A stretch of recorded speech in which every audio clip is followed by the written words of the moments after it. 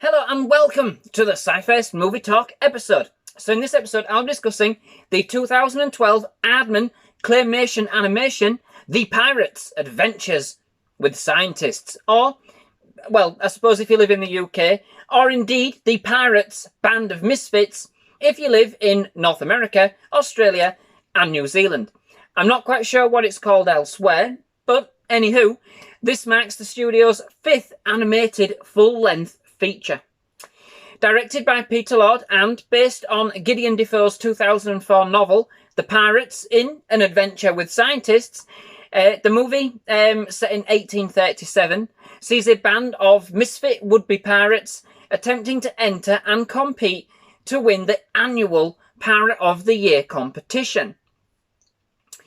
Only thing is, they're not exactly the meanest pirates on the high seas, and always kind of seem to end up looting the wrong kind of ship, such as a plague ship, and indeed the HMS Beagle, on which resides none other than Charles Darwin, as voiced by David Tennant, on his expedition to find and catalogue the many species of the world. Unfortunately, Darwin has very little in the way of treasure, just a few old monkey kidneys and a few other animal parts as part of his collection. But as it turns out, the pirate captain, as voiced by Hugh Grant, the leader of our motley crew, has a parrot named Polly, as many pirates did. But just so happens this parrot is a dodo, a bird which had long since gone extinct. And Darwin sees this as an opportunity to gain scientific fame. Promised that the discovery would bring untold riches, the pirate captain sees this as his opportunity to win Pirate of the Year without actually having to do any plundering. The pirates then travel to London and disguise themselves as scientists. Well, first as Girl Scouts, then as scientists, and then enter Polly into the science competition, and they do win. But all is not as promised, and they end up with a set of encyclopedias and an audience with Queen Victoria, as voiced by Imelda Staunton, who just so happens to hate pirates, but loves the idea of having a dodo for her royal petting zoo. Well, that's what she says anyway. Needless to say that the pirates are double-crossed, plenty along the way, resulting in poor old Polly becoming Queen Victoria's a la carte dish supreme on her private flagship steamer, the QV1, where dishes are made from rare and exotic creatures served to all of the world's elite. What then ensues is a swashbuckling high seas and high stakes race to catch up with the QV1, rescue Polly and set all the wrongs right that had been made in the process to achieve greatness as the best pirate captain on the high seas. The pirate captain and his band of misfits aren't exactly the meanest pirates, like I've said, that ever lived, but they love the pirate life and the adventure, and they're there for each other like a family. A story of true friendship and belonging, and indeed forgiveness. So basically, this film is simply fantastic. It is a real easy watch and a great family film that will have everybody in stitches from that get-go. It is a quirky, swashbuckling adventure that, whilst not kind of being 100% historically accurate, taking quite a few artistic liberties indeed, it has sparks of truth that are interwoven into the plot that make this not only a blast to watch, but mildly educational too. As the pirates say, this is in fact their most educational adventure yet. But don't let that deter you. You know, it's not a science programme or a history programme. As touched on earlier, this is a movie brought to us by Aardman Animations, or Aardman Studios if you like, who indeed were made famous for their claymation stop-motion creations, such as the delectable duo Wallace and Gromit, of course, and indeed others such as the 2000 movie Chicken Run and the TV series Creature Comforts, but to, of course, just to name a few. This movie centres or carries carries on those grand traditions and is again a claymation animation at heart, with a number of CGI enhancements, if you like, in order to make a number of elements look more realistic and to bring larger elements such as the ships and indeed the oceans themselves into play and make their surfaces look more realistic. The characters, however, are pure claymation. The resultant animation is just absolutely outstanding and is amazingly detailed.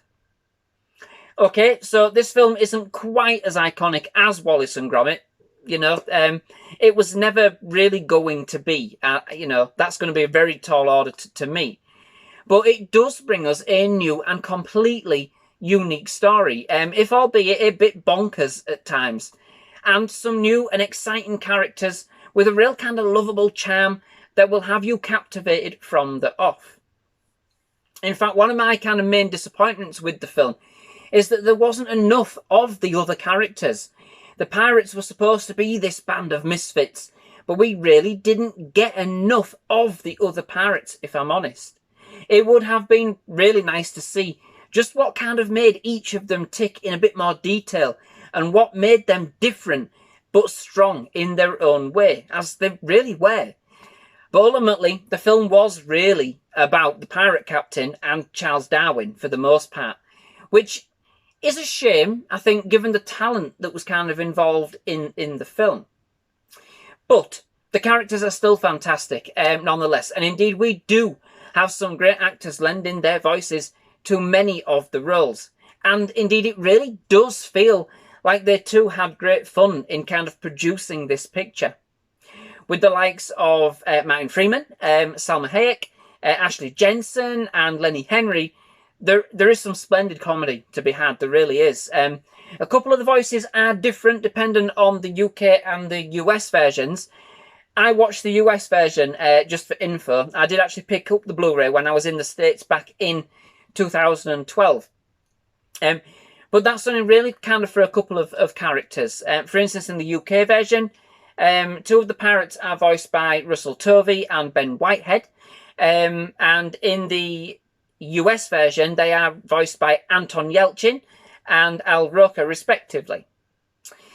I do actually find it quite interesting that they actually do this for English-speaking roles, especially for the more minor parts, shall we say. And I know it's so that audiences in either territory kind of recognise the actors. I know that, but it just kind of, I find it all a bit odd that's, you know, given the amount that I kind of watch from both, that they kind of do this. They do it in adverts too, don't they? But it's little quirks, isn't it? But either way, it has a top-rate cast, regardless of either side of the pond that you might be watching this on. What I do love about the movie is that there is just so much to see on screen, in the background and in the quips and the jibes made by the characters. There are literally so many references to history, pop culture, and just simple word play. Simple word play. I can't even do word play to watch out for. It's absolutely hilarious, and in this respect has a real kind of fun and real kind of punchy vibe. There is literally too much, I think, absolutely too much to kind of capture on a first watch. So for me, it is a film that just kind of keeps getting better and better on each new viewing. In fact, I didn't quite care for it the very first time I watched it. I think I've watched it about 5 times now, and it is hilarious. Now, first time, it was hit or miss, but I do absolutely love the sign swing as well in the movie. And that it's not just a swashbuckling pirate tale, but one for us scientists too, even if we are depicted as a bunch of boffins in white coats, you know? As the pirate captain says of us scientists, as he's trying to prove he is one in disguise, you know, we're always test tubing and Bunsen burning. So goodness knows what he would have made of me. I don't actually have any gas supply in my lab, so no Bunsen burners. Although I must admit, I do have quite a few test tubes. But you do got to love it as a scientist, I think. Okay, so it's not entirely 100% accurate, but it is accurate enough that it doesn't mislead its audience you know, with a bunch of jargon. But at the same time, it kind of embraces elements of the science and evolution as part of the comedy. Education can be fun. And it is all done kind of very, very tongue-in-cheek, you know.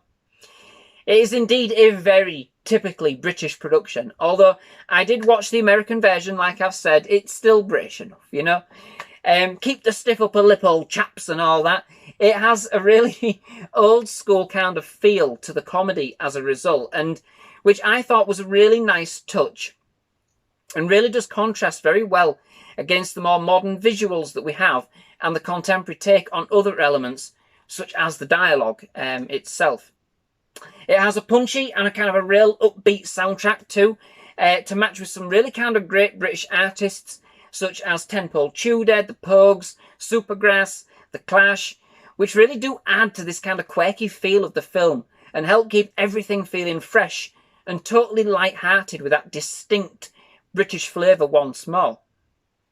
So overall, this is a fantastically fun and madcap adventure family movie with an interesting mix of pirates and scientists with lots of hijinks and antics on the high seas. It is exceptionally crafted, fair in my opinion, that whilst not rising to the dizzying heights of Aardman's other creations, perhaps, Wallace and Gromit, of course, it is still a film with some fantastic characters, albeit if some are underused. You know, it's got top-notch animation and with some absolutely hilarious and absolutely spot-on comedy. It is a film that is totally underrated, or at the very least, deserves a whole heap more viewings. A perfect feel-good film and a real pick-up for me, it really is. The kind of film that would be awesome to watch with a bag of fish and chips and some scraps. So, that brings me to the end of this episode. Many thanks for watching. I do hope you've enjoyed it. If you have, please leave a like. Please do hit that subscribe button for more movie reviews, trailer reactions and other movie-related content. We have absolutely loved having you here at SciFirst MovieTalk, and we would definitely love to have you back. But most of all, thank you very much for watching. Goodbye.